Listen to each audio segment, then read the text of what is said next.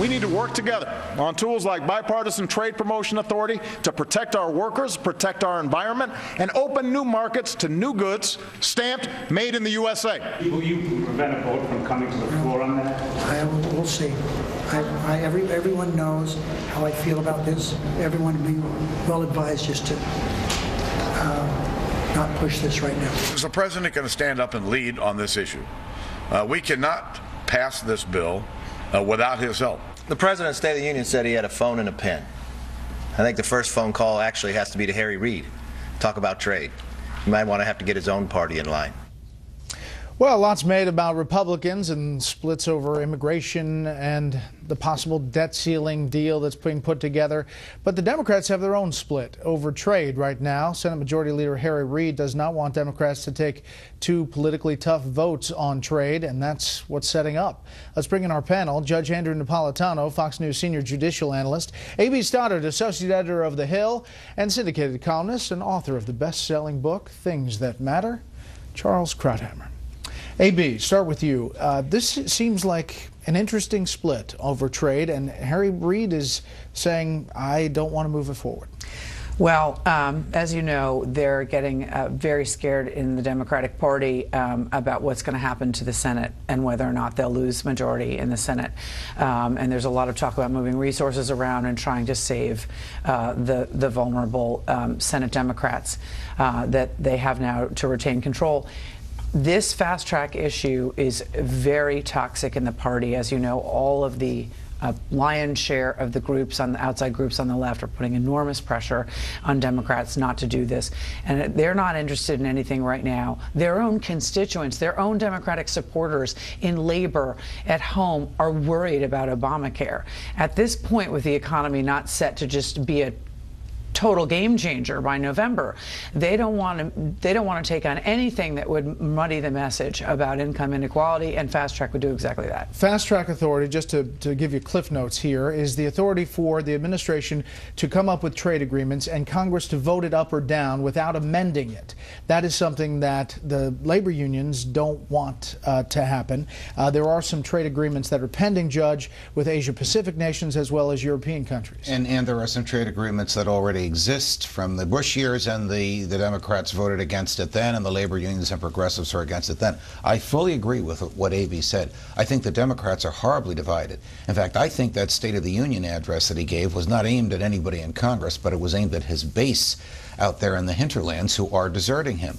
The left doesn't think he's left-wing enough, and the mainstream thinks that the mainstream Democrats believe that Obamacare was a disaster, and the president is caught between the two. This particular piece of legislation, which divides the president from the most powerful human being in the Congress, Majority Leader Harry Reid, will further divide the Democratic Party. I don't know the outcome, but the president can't have it both ways. He can't both push this piece of legislation, which from the point of the free market is very good, and try and service the left, who are prepared to desert him.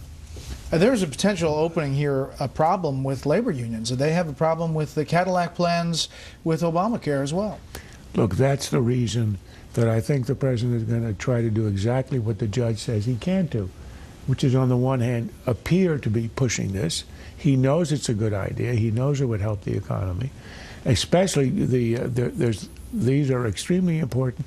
One of them is a Pacific agreement, and one of them is a European one. On the Pacific one, what he wants to protect is intellectual property.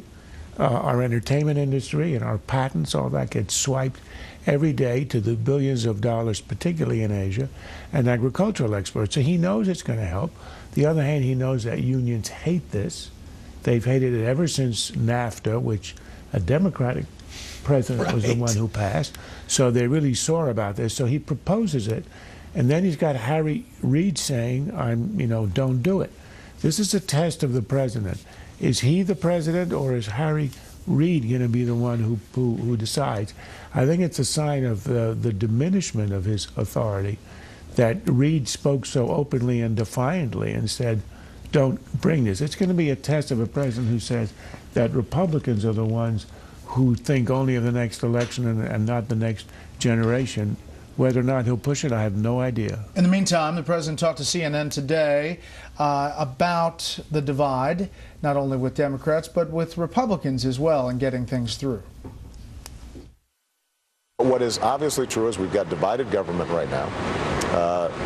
The House Republicans in particular have had difficulty rallying around any agenda, much less mine. And in that kind of environment, what I don't want is the American people to think that the only way for us to make big change is through legislation. That's what divided government does. That's what, meeting in the middle is all about. But if he gives it sort of the my way or the highway, and if you don't do it, I'm going to go around Congress, then we're going to have a big problem. I mean, what about the divide? We heard Republicans come out with these principles for immigration and debt ceiling and health care. Well, the download from the retreat is that there was a very intense debate today over immigration because there is a concern. Obamacare is the biggest impediment to passing immigration reform because the base is convinced that President Obama, no matter what the Congress passes, is going to go in and monkey around and change it around once it's signed into law anyway. And so there's an argument. Some Republicans feel strongly and agree with the principles. Others are saying this is going to divide us and just mess up things right when we have Obama on the ropes.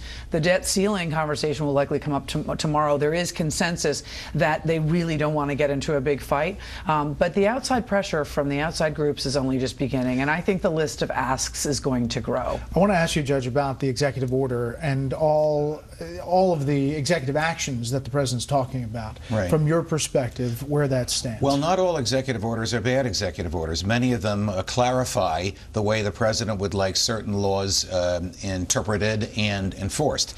But it is executive orders that materially interfere with legislation that the Congress has enacted that's already the law of the land that are very, very troubling, very, very troubling and profoundly unconstitutional. So if the president says, for example, you're an illegal alien subject to deportation. If you do A, B, C, D, and E, I won't deport you. And he creates the list of A, B, C, D, and E, not the Congress.